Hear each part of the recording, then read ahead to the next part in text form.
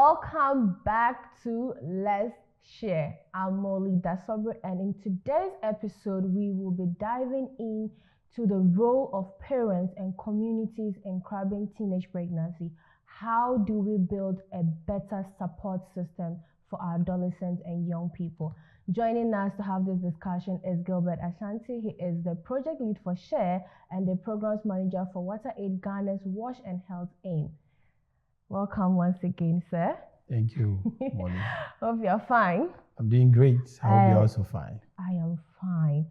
So today's episode is a very interesting one. Yeah. How do we get our parents and the community to support adolescents and young people in teenage pregnancy? Great. Thank you very much, Molly. Like you said, this is a very important subject that needs to be looked at when it comes to adolescents.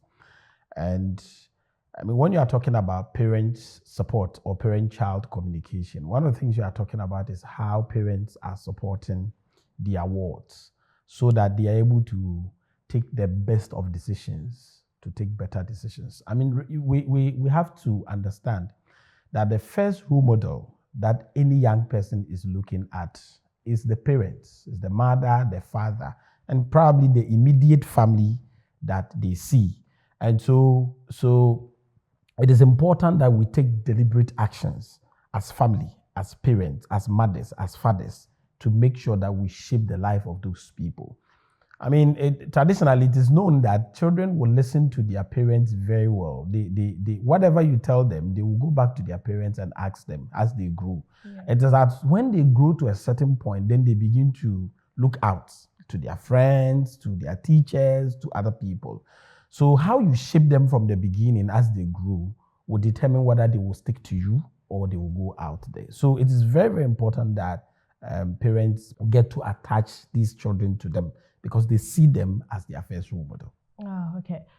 So how do we now engage these parents in sexual and reproductive health issues and education?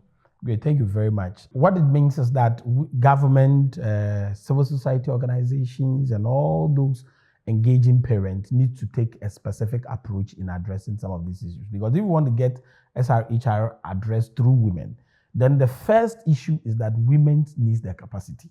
Mm-hmm. I think that, sometimes conversing with their children doesn't just come.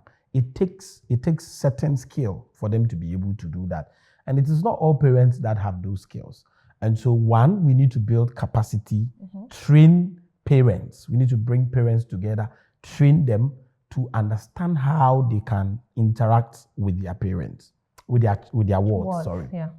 And then again, I think that this training must come with certain set of information that they would engage them with. There are certain sport times that parents can pick their children on.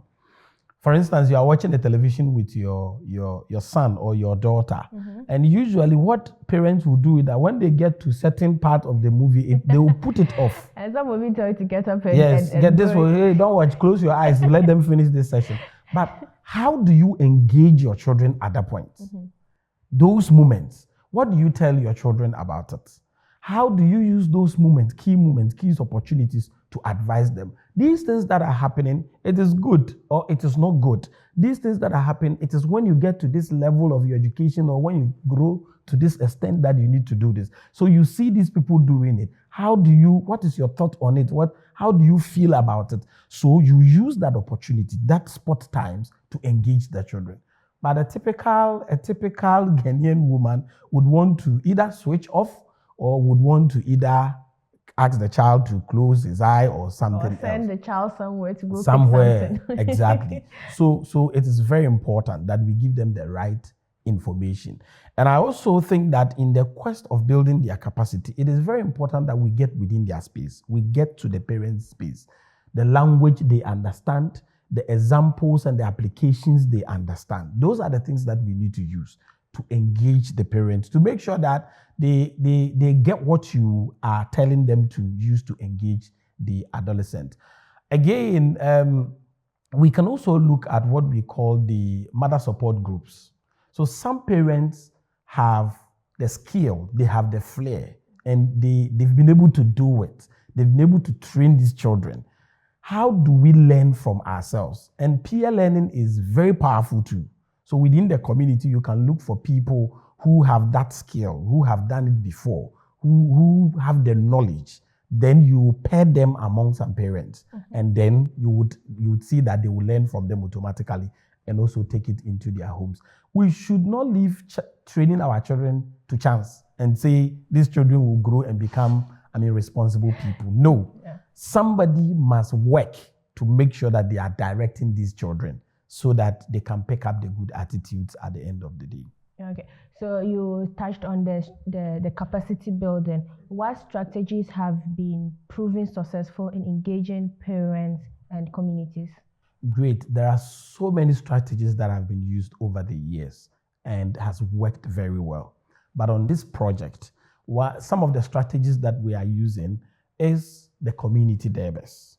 Now, in this community derbers, we are bringing, say, Queen mothers. We are bringing people with experience, people who have, like I said, who have gone through this process like peer. So they come, they share the experiences. How do you engage your parent? How do you engage your wards? How do you talk to them? These days, children, it's not anything you ask them and then they just take it like that. My 4-year child, he would ask you questions when you tell him to do something. He's young. But when you ask him to do something, you ask him, Daddy, why should I do this? And the parents must have that time, that opportunity to respond to the child at that point. Satisfy the curiosity exactly, of the child. Because at that point, that child is exploring. And you would have to explain. But most parents will shout you down and ask you, keep quiet, you are a kuro guy. That you are not supposed to be asking why. You are not supposed to be asking questions at this point. Take instructions and just follow the instructions. But these are the critical times that they want to understand themselves. They want to understand the environment. They want to understand what is happening in the world. And therefore, they are asking questions to understand. If the parents or the immediate family fail to respond to that questions, then they resort to their friends because they are not getting responses to those questions. So they go. And most of the times, their friends are also facing the same challenges as they are also facing in their house. And they tend to give them wrong information, which lands them in risky behaviors and other things. And so having the parents, supporting these children at this age is very good. So we are using people with experience, one, to engage through community derbers. The other thing that we are also doing is what we call the community debates. Now, the community debates, here we bring topics. We pick topics around menstruation, pick topics around parental control. We pick so many topics. And then we bring the young people, we bring the parents, we group them. So parents against adolescents. Oh, okay. Then they engage, they talk about it. So a question like, are you able to engage your parents when you have a problem? Then the parents will tell their side why they don't engage the children. Then the children will also say their side why they find it difficult engaging their parents. So that at the end of the day, they will bring out the challenges, they will bring out the lessons. Then we would use that to engage both of them. Then if you want to engage your parents, these are the things that you need to focus on. If you want to talk to your children, these are the things. So we are using the debate as one of the platforms in our communities.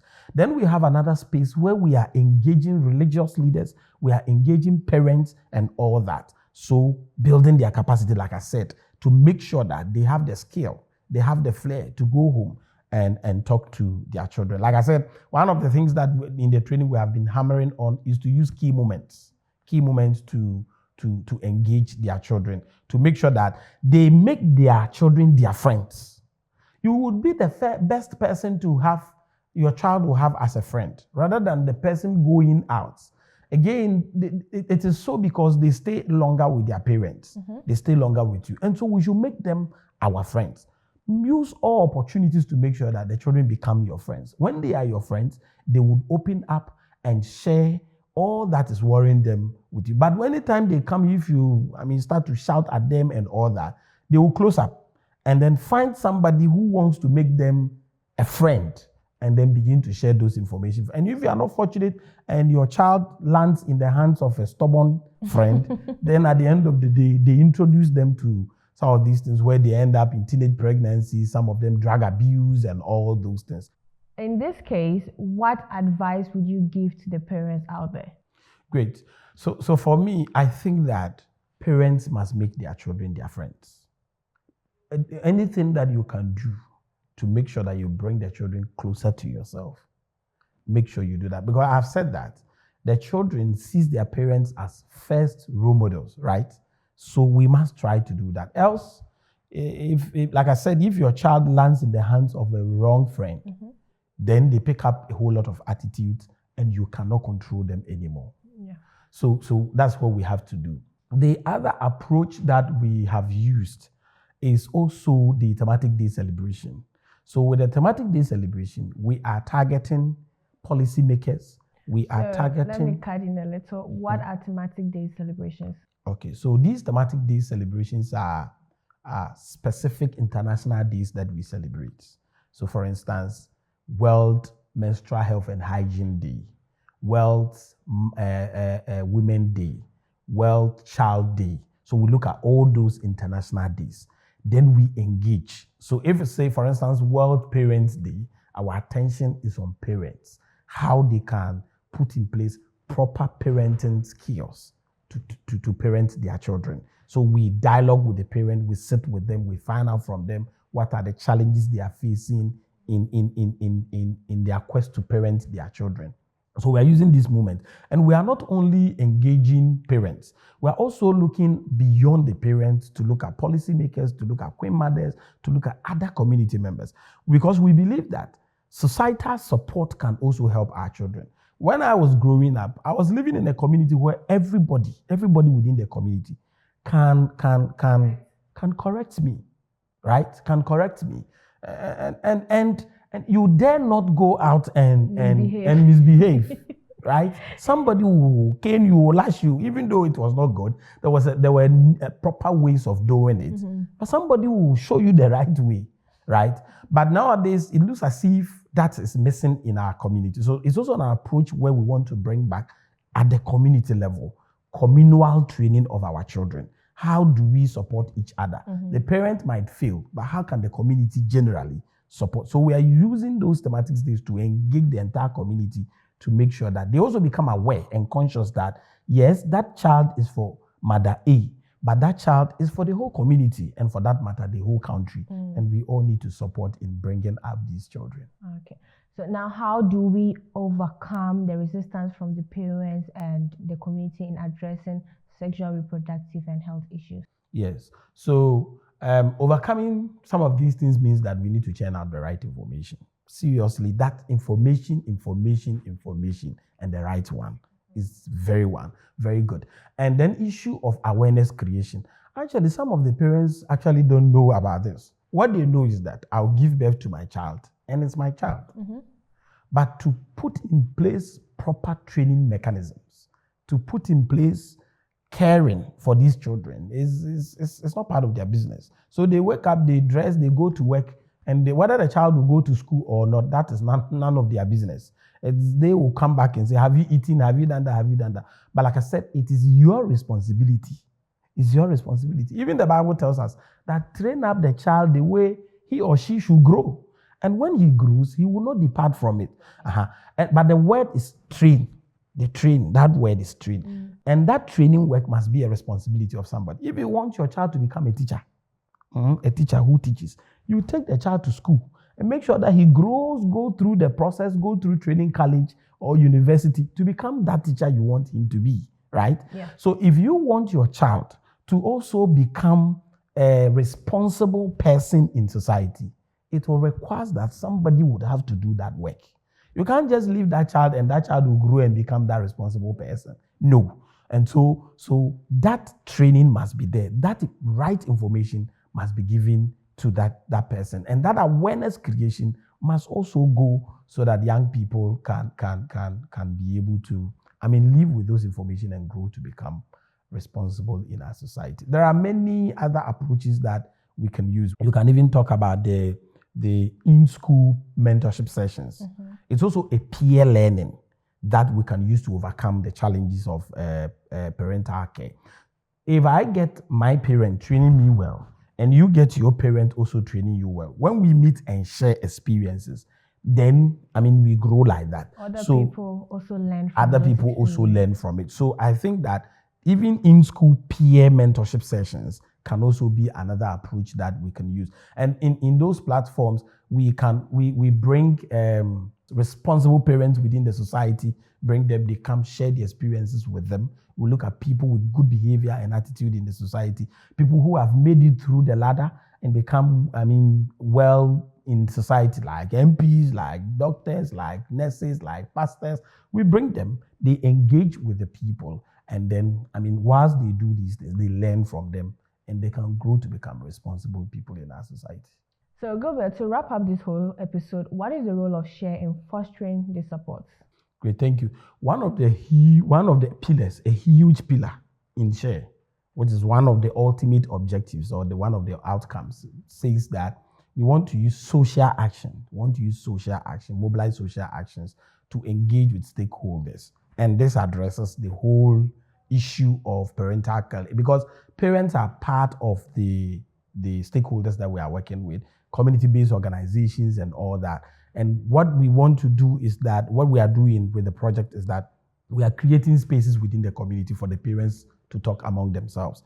We are creating spaces where adolescents are engaging their parents. We are creating spaces where health workers who have the capacity, the skill to engage some of the parents are doing that. So there are a lot we are doing around SHARE, and I've mentioned some of them, the community debates, the debates, and all those things, making sure that all those comes together to build the capacity of the mother or the father or the guardian, so that at the end of the day, they can have that proper communication and support their children. The community in general can also support these young people so that they can have the right information to grow to become responsible in the community. If you're an adolescent out there and you need any information on your sexual reproductive health, do not hesitate to contact She Plus hotline on 0800 001 122 or any of the numbers on your screen. Thank you. How can we make education on sexual reproductive health more engaging? Leave your answers in the comment section. Thank you, Gilbert, once again, and thanks for tuning in. Don't miss next week's episodes, and this has been Let's Share. Bye.